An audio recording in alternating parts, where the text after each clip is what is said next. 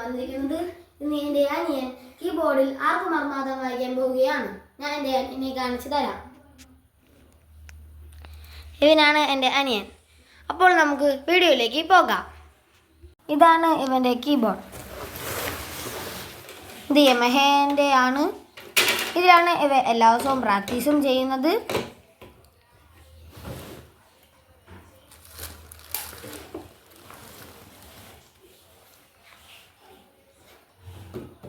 ഇതാണ് അവൻ്റെ keyboard not.